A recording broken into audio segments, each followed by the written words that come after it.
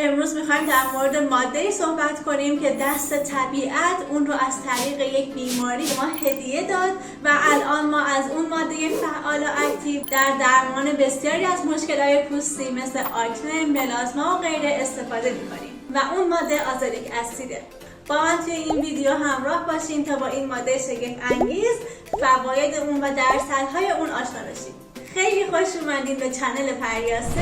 من پریا هستم، کارشناس علوم سلولی مولکولی.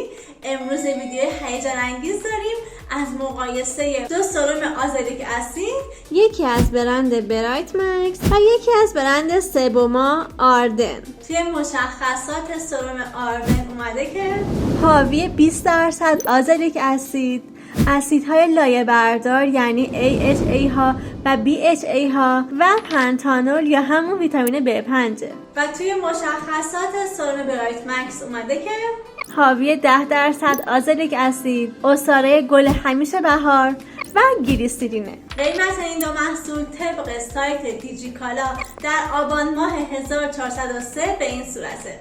این از سرم آردن و این از سرم برایت مکس. قبل از اینکه بریم در مورد فواید آزالیک اسید صحبت کنیم، یه تاریخچه کوتاه از کشف آزالیک اسید براتون بگم که داستان جالبی داره. داستان از اونجایی شروع میشه که ما یک بیماری داریم به نام تنیا ورسیس کالر و افرادی که مبتلا به این بیماری هستن یک لکه‌های سفیدی روی کمرشون و روی قفسه سینه‌شون شکل میگیره و دانشمندان اومدن کنجکاوی کردن که اصلا دلیل این لکه‌های سفید چیه. وقتی بیشتر جستجو کردن فهمیدن که هر جایی که این لکه‌ها وجود داره یه مخمری به نام مالاسزیا فرور هم وجود داره. این مالاسزیا فرور میومده آزالیک اسید تولید میکرده و خب خیلی برای دانشمندان جالب بوده که این مخمر آزالیک اسید رو تولید میکنه و اون آزالیک اسید میاد برخلاف تایرازینیز عمل میکنه. تایرازینیز چیه؟ آنزیمیه که تعیین میکنه رنگدانه‌های پوستی ما با چه سرعتی تولید بشن. پس در نهایت این ماده رنگدانه‌های پوستی افراد مبتلا رو کاهش میداده و خیلی جالب بوده برای دانشمندان و به خاطر همین میان جستجوی بیشتری انجام میدن که این آزالیک اسید چون کارهای دیگه میتونه انجام بده و این شد که کاربرد پزشکی آزالیک اسید کشف شد و این خیلی برای من جالبه به خاطر اینکه کاملا تصادفی بوده و اگه بخوایم از لحاظ علمی هم این ماده بررسی کنیم یه دایکاربوکسی اسیدیه که در گندم، غلات و یک سری محصولات حیوانی هم یافت میشه و یه جورایی میشه گفت که از فامیل‌های دور اسیدهای لایه برداره، یعنی همون AHA ها و BHA ها که ما در مورد اسیدهای لایه بردار توی ویدیو کامل توضیح دادیم. اگه دوست داشتین با این مواد آشنا بشین به این ویدیو مراجعه کنین.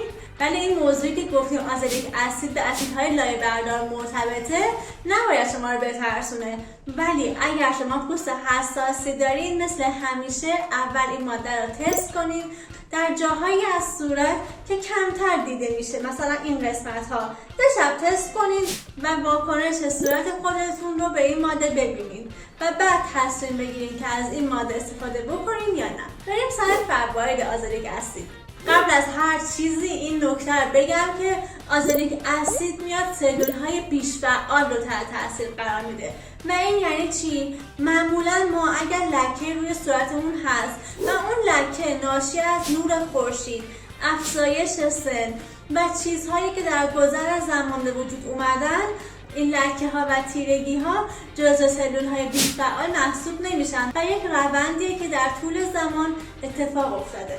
اولین فایده آزالیک اسید میشه اثر ضد آکنه اون که خیلی هم جالبه. وقتی که داشتن آزالیک اسید رو روی ملاسما، همون بیماریه که رنگدانه های پوستی زیاد میشن، امتحان میکردن، دیدن کسایی که تحت درمان آزالیک اسید هستن آکنه کمتری هم میزنن و دوباره خیلی تصادفی فهمیدن که آزالیک اسید خاصیت ضد آکنه هم داره و آزالیک اسید میاد باکتری پی آکنه رو میکشه و این خیلی نادره چون ماده های زیادی وجود ندارن که این خاصیت رو داشته باشن و 20% از این ماده برای درمان آکنه مناسبه و در کل درصد مناسب و درصدی که متعادل برای استفاده آزالیک اسید 10% تا 20% و در یک مطالعه ثابت شده که 5% از آزالیک اسید با 2% از کلیندامایسین میتونه تا 60% آکنه بهبود ببخشه. فایده بعدی آزالیک اسید اینه که میاد تولید و تکثیر سلول‌های پوستی رو افزایش میده، به خاطر همین انسداد منافذ باز رو برطرف میکنه و یک مکمل عالی برای کسایی که جوش سرسیاه دارن و آکنه دارن. فایده بعدی آزالیک اسید خاصیت ضد التهابی اونه و معمولا 15% این ماده این خاصیت رو داره. و فایده بعدی آزالیک اسید و بهترینش همون روشن کنندگی صورته.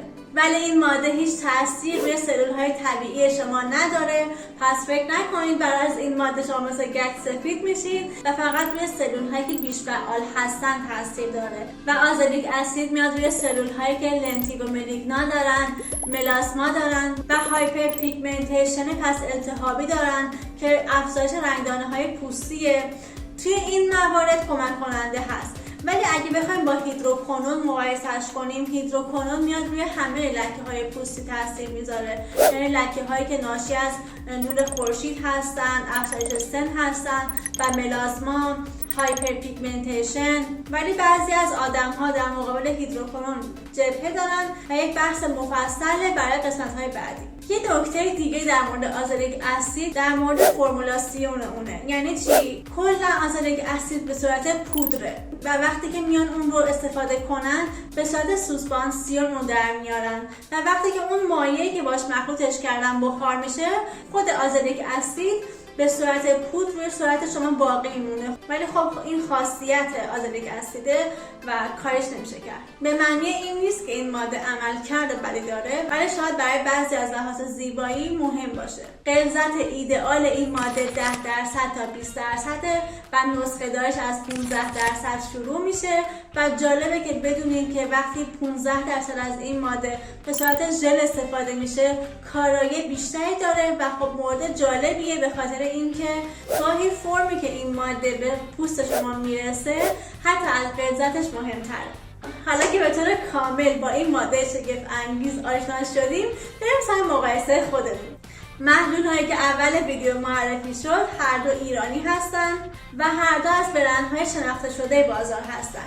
چیزی که توجه منو جلب کرده وجود ویتامین B5 در محلول سبومای آردن هست که ما در مورد فواید ویتامین B5 توی ویدیو دیگه به طور کامل توضیح دادیم. البته اینم بگم که محلول آردن حاوی اسیدهای لایه‌بردار هم هست، پس با احتیاط از این محصول استفاده کنیم و بهتر اینه که فقط روی قسمت‌هایی که جوش فعال داره استفاده بشه. پس انتخاب من آردنه، ولی مثل همیشه انتخاب با شماست. اگه این ویدیو دوست داشتین صفحه منو فالو کنین، اگه از یوتیوب میایین صفحه منو سابسکرایب کنین. من شماره خودم رو هم میذارم اینجا. اگر انتقادی یا پیشنهادی داشته باشین خوشحال میشم مطرح کنین و اینو بدونین که پریا مراقب سلول به سلول شماست. تا ویدیوهای بعد، خدا نگهدار.